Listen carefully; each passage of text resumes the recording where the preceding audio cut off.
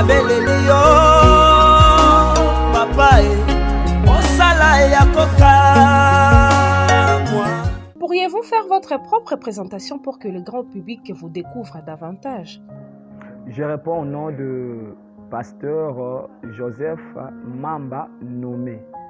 Donc, je suis pasteur, artiste, musicien ou chanteur chrétien. Donc c'est ça peut-être ma biographie. Parlez-nous brièvement de votre enfance passée en famille et sur le banc de l'école et quels sont les faits marquants et précieux moments de votre vie.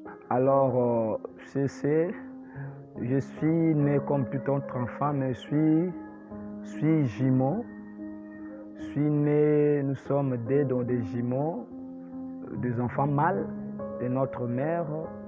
Et puis, je suis né comme tout autre enfant en grandissant, mais plutôt j'étais un peu timide, pas adaptable à toutes les enfants. Je n'étais pas vraiment très brutal, je grandissais et j'ai fait les études primaires, bon ça et là, pas vraiment sur place parce qu'on était souvent en voyage, mes parents voyageaient souvent, on était à Brazzaville, peut-être ici. Alors j'ai fait les études primaires là-bas à Brazzaville, j'ai fait aussi ici. J'ai terminé les études primaires ici. J'ai commencé aussi à faire les études secondaires, mais suite aux réalités de la vie, je suis entré dans la formation technique. Je fais l'électricité, les froids ménagères. Et puis je fais la formation de technique sur la maçonnerie. Donc c'est ça un peu ce que je fais comme profession, ce que je fais. C'est un peu ça. D'où et comment vous est venue la vocation de faire ce que vous faites maintenant et qui connaît plein de succès? Bon, si vous parlez de d'où et comment, ce n'est pas selon notre force. Alors depuis l'enfance, si je peux dire quelque chose, que depuis l'enfance, nos parents étaient de chrétiens, des protestants. Ils nous amenaient depuis notre enfance à l'église et puis, ce que je sache, pour la vocation de la chanson, si je peux parler de la vocation, notre papa, notre père nous a pris et nous a confié chez une demoiselle à l'époque là. Elle s'appelait Yandongo à l'Écodine. Elle nous formait d'abord à la maison et puis on partait à l'Écodine. On a commencé à chanter depuis l'Écodine et puis on a pas mal évolué dans des chorales vocales comme on était des protestants. Et par là, j'ai commencé à sentir la joie, le plaisir, mais il n'y avait pas encore, comment dirais-je, la vocation, parce que la vocation, la personne doit écouter d'abord Dieu lui parler. Et en grandissant, j'ai commencé à chanter aussi dans la chorale avec la guitare. Chez mon oncle, c'est lui qui nous dirigeait et j'ai eu aussi le plaisir. Mais ce qui m'a éduqué de plus pour que je commence à chanter, alors j'écoutais la musique souvent dans les radios, dans la télévision. Comme l'intuition, je voyais les guitaristes jouer très bien. Ils jouaient à la guitare. Et les instruments retentissaient bien, mais et que les paroles qui sortaient et les mélodies, ça ne me plaisait pas. Alors un jour, j'ai fait la prière à Dieu, je lui ai dit, si tu me faisais la grâce d'avoir des belles mélodies, je vais mettre de belles mélodies sur la musique que j'écoute. À partir de là, j'ai commencé peut-être à rêver. Quand je dors, je rêve que je suis en train de chanter. Tu vois, peut-être je me réveille et puis j'écris quelque part. J'ai commencé aussi à essayer de chanter. Et quand on était à la maison, mes petits frères, mes petites sœurs se moquaient de moi. Qu'est-ce que tu fais? Et les gens qui étaient dans les quartiers, parce que moi, en grandissant, je parlais fortement. Et quand j'ai chanté, si je travaille, je chantais. Et alors, petit à petit, j'ai commencé à sentir que Dieu a commencé à me donner des cantiques propres à moi et des mélodies. Et c'est ainsi que j'ai compris que c'était une vocation. Et comme on a appris aussi un peu à gratter à la guitare, j'ai commencé à le faire petit à petit, à apprendre aussi. Et par là, j'étais toujours dans la chorale, mais moi aussi, de ma part, j'avais cette envie-là et le Seigneur a commencé à m'inspirer. Tout est commencé de là. Donc c'est ça ma réponse par rapport à votre préoccupation. Dans votre parcours, quelles ont été vos peines, vos joies? Quelles leçons avez-vous tirées dans tout cela à partager avec le grand public aujourd'hui? D'abord, moi je suis orphelin de père et de mère depuis l'âge de 6 ans. Mon père est mort à l'âge de 6 ans et ma mère est morte à l'âge de 12 ans. Moi j'avais 12 ans et moi je suis le deuxième de la famille. C'est-à-dire après notre aîné, c'est moi qui suis. Alors vous pouvez imaginer que si j'avais 6 ans, quand mon père était décédé, et si je peux dire que non, vous savez les coutumes africaines, tout ce que notre père nous a laissé pour les moyens de survie et la famille de notre père, ils ont tout pris et ils nous ont laissé avec notre maman.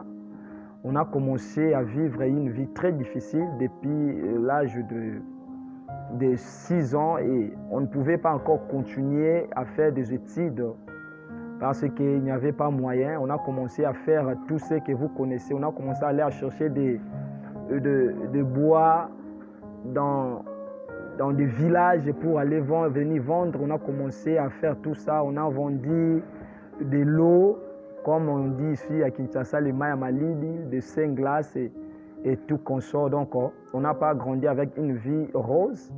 La vie était toujours très difficile. Mais notre maman, il nous disait toujours, si moi je mourais, je n'ai pas rien à vous laisser, ni personne. Ce que je vais vous laisser comme héritage, c'est Jésus-Christ. Connaissez Jésus dans votre vie et vous verrez qu'il va prendre soin de vous. Et ce parole-là, ça m'a tiqué et ça a révolutionné ma vie. Et par la grâce de Dieu, le Seigneur a fait grâce. Si je peux dire un peu comment est-ce que j'ai reçu Jésus, c'était vers les années 95, comme on dit ici à Kinshasa, mais les Français disent 95. On a projeté le film de Jésus, mais c'était à Lingala. Alors, ce film-là m'a beaucoup étiqué, m'a beaucoup touché dans le cœur. J'ai commencé à pleurer.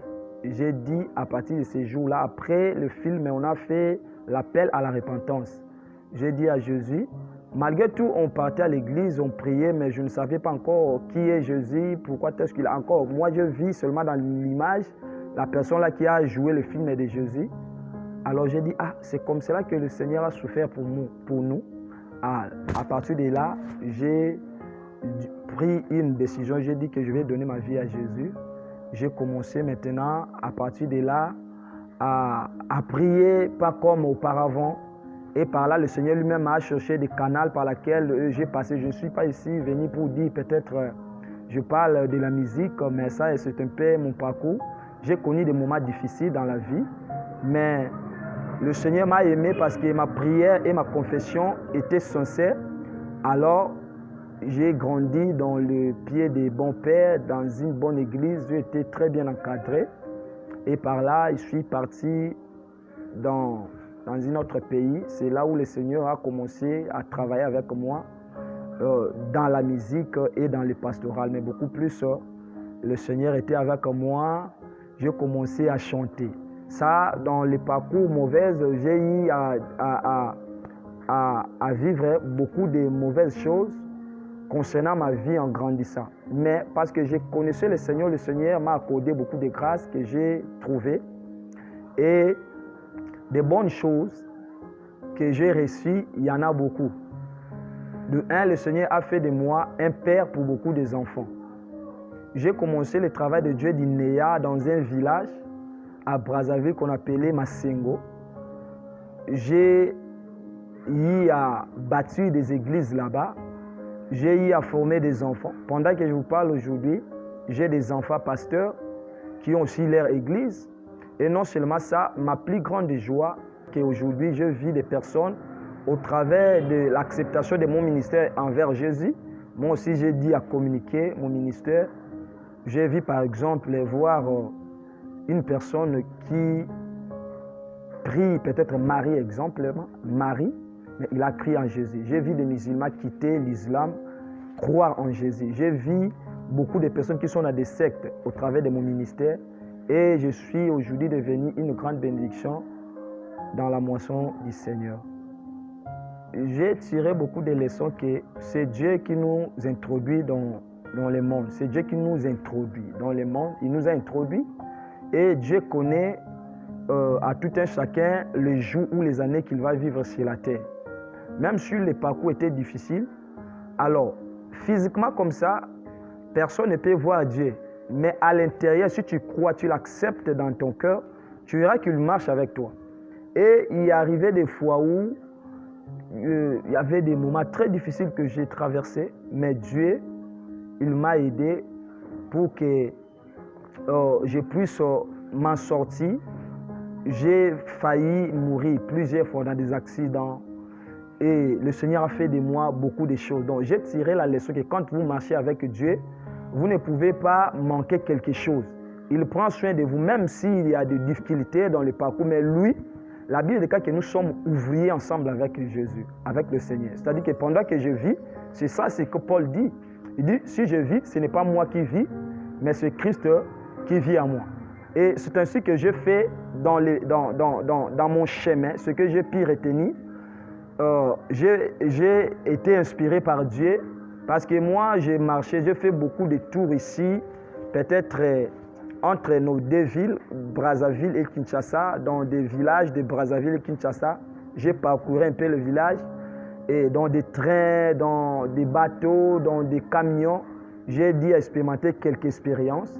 En faisant cela, le Seigneur m'a inspiré quelque chose. Je ne sais pas si je peux chanter un peu la cantique là pour édifier les gens. Donc, c'est-à-dire que c'est le parcours.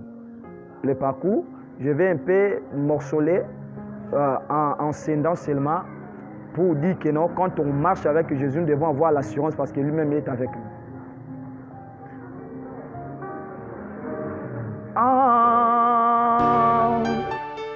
Dans ces longs parcours que je dois parcourir, je me confie entre tes mains. Toute ma vie en toi, sois le soutien de mon âme.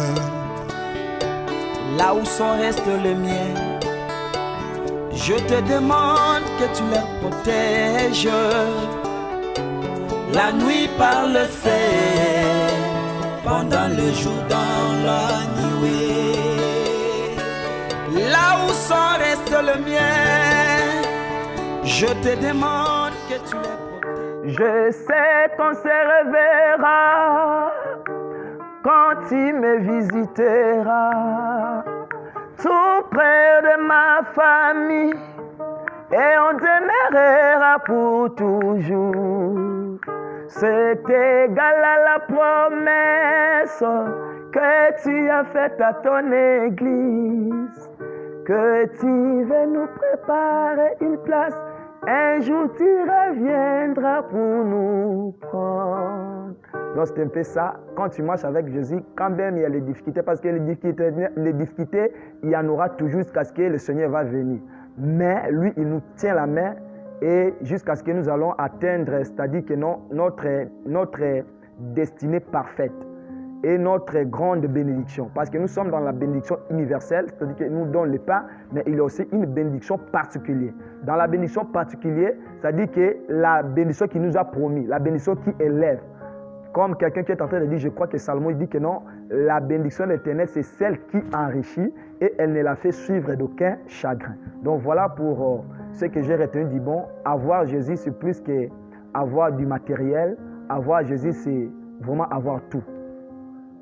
Oui, dans le monde de la musique, depuis que j'ai commencé à faire le carrière solo, c'est-à-dire que vers les années 2003, j'ai commencé à collectionner un peu les chansons que le Seigneur m'a données. Par la grâce de Dieu, j'ai dit à réaliser vers l'année 2000, c'était vers l'année 2007, j'ai fait un maquette de 2 chansons, mais malheureusement, je n'ai pas pu terminer ce que je faisais. Alors cela est passé comme ça. J'ai encore obtenu une deuxième grâce, c'était vers l'année 2008.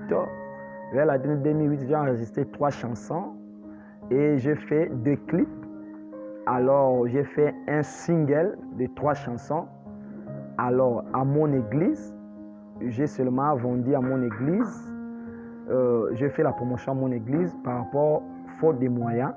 Mais par la grâce de Dieu, vers l'année 2015, à la fin de l'année 2015, j'ai commencé à enregistrer maintenant un album pour moi. Et l'album comporte 6 titres. J'ai dû aussi à réaliser des clips professionnels. Et par la grâce de Dieu, j'ai un album dans les mains. Et par la grâce de Dieu, nous essayons un peu de faire la promotion. Et nous savons que celui qui nous a donné cette mission-là, il va nous accompagner. Donc, j'ai un album maintenant pendant que je vous parle. Nous sommes dans le démarche, dans les manœuvres de faire la promotion. Pas mal, nos clips aussi passent aussi à la télévision. Il y a une chaîne là qui fait parcourir nos deux clips que nous avons fait. Ça part, ça passe là-bas. Salut la Alléluia. Nabeleli yo, oh Yesu, osala ya mine. Nabeleli yo, papa, osala ya koka moi. Obiki sabadeli, okangola bakangami.